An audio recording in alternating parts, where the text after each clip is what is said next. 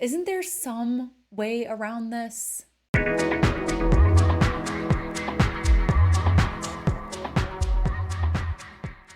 On April 10th, just 2 days after our total solar eclipse, we're going to see Mars in Pisces come into an exact conjunction with Saturn in Pisces.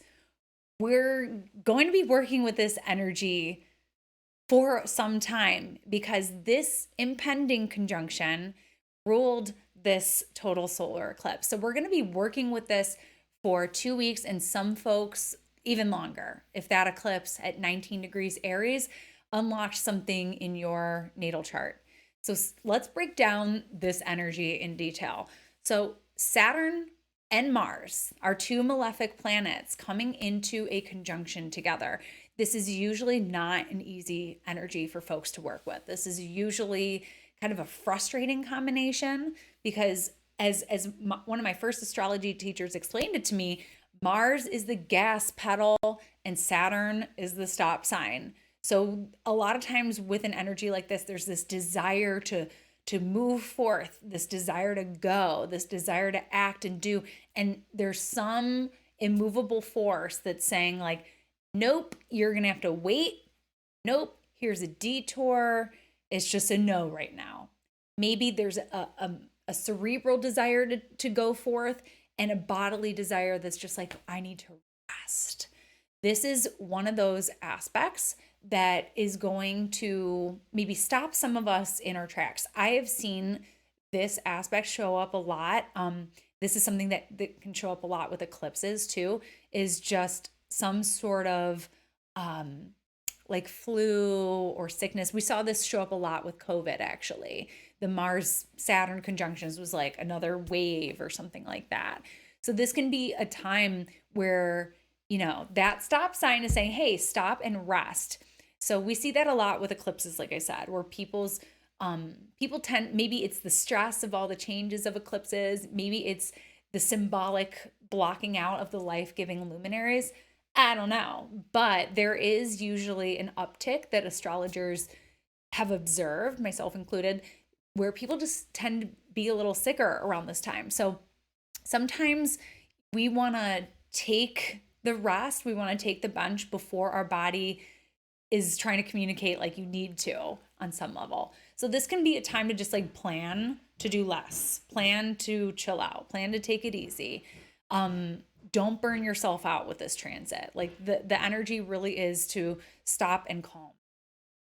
So this is a time of pause. This may even, in the sign of Pisces, be a time of exhaustion, a time of mourning, a time of inhibition, a period of distinctive awareness of limitation, a distinctive awareness that there's nothing I can do. I want to do something, but there is nothing I can do. And that feeling can feel very defeating. So around this time, there can be this feeling of defeat, a feeling of just hopelessness. Like that's something that's been coming up in a big way with Saturn and Pisces, is just feeling overwhelmed by the hugeness of the problems in the world and just feeling like, what can I do? And even if you are doing the most that you can, it's still not going to be enough. And so one of the things here is that like the Pisces energy here is saying, we're all connected. We are all in this together. We are all like in the same fight on some level, even if there's a lot of division. But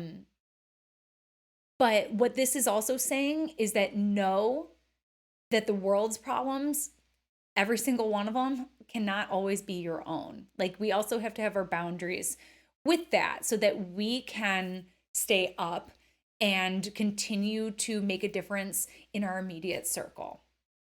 And I know that that's something I have to tell myself too, because it's hard. It's hard not to be impacted by everything going on around us, especially when we're so plugged in. It's really, really hard. And yeah, I mean, on the same token, Mars and Pisces, this heightened level of compassion, this heightened level of what can I do? How can I participate? How can I do something? Mars is that accountability.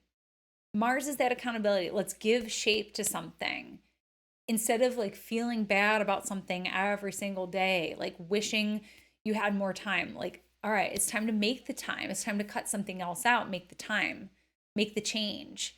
So this can be a big moment of putting in effort. That's what these malefic planets are good for, is putting in effort. The other layer to this, I see a lot of themes with Mars and Saturn showing up with workers. And I did see that in the Aries ingress. I got to that at the end of our Aries season video, if you want to go check that out. And I did see a big theme for workers, like union workers, people forming unions, strikes. Like this is big strike energy, Mars Saturn. This is big, it's like worker energy here. So we may be some sort of theme here with like strikes, protesting, especially in healthcare, like all this happening in Pisces, especially in healthcare. I think Saturn in Pisces is really bringing some of the challenges we see in the healthcare sectors. And that is not just in the United States, that's in other parts of the world too. There's like a lot of crisis in different healthcare systems. And so we may see that show up elsewhere, but I'm closer to home. I live in the United States, so I, consult with nurses, I consult with doctors, and yeah, I have family members in the healthcare system, so I just know that that is an issue that is really, really pressing for us here. Now, if Mars is the warrior, Saturn is the limit, Saturn is the stop. Could we see some sort of ceasefire around this time? I'm hopeful. I think it's very possible with a combination like this, even a temporary one. Because I know that, yeah, there's lots of trying to make deals around it and everything like that. A Mars Saturn conjunction would be a very good aspect to have something like that, especially in compassionate Pisces who understands like suffering, like there are limits to suffering. Even if you have allegiance to a certain side, there's a part of you that is human. There's a part of you that must recognize that certain things are wrong. Even if you're sort of in this good guy, bad guy mentality, being a human being, you understand that there are certain transgressions that just go beyond inhumane. So yeah, let's hope and let's pray that there is some sort of ceasing of offense here. So that's a little bit about what to expect with the Mars-Saturn conjunction. Try not to get tripped up with the frustration. The key sometimes with this, if you get a big stop sign in your life, is to just wait it out, to just be patient, go do something else, go rest, journal, like come up with a different plan. That's the other thing that Saturn can do, is say like, okay, this way that we wanted to go, that's not going to work. So how do we find another way? How do we rework this? How do we find another path? Or is it just a big no? For some of you, this who have like Mars or Saturn, Pisces is like really important for you in your yearly forecast this year, this might just be a big no, and this might be part of something bigger for you. So if you want more clarity on that, I'm available for one-on-one consultations. Feel free to book that with me on my website. For right now, this is your astrology shot of the day, and I'll catch you next time. Bye. Thanks so much for tuning in with me today. For more astrology in your world, you can connect with me on all platforms at Astro Catherine. You can also head on over to my website, catherineurban.com, where you can book your next astrology reading. We'll go into depth into your natal chart, your progressions, your profections, your solar return, your transits, and beyond. You can also join my mailing list where you can stay up to date with me on new classes as well as article drops. I look forward to connecting with you, and I'll see you next time.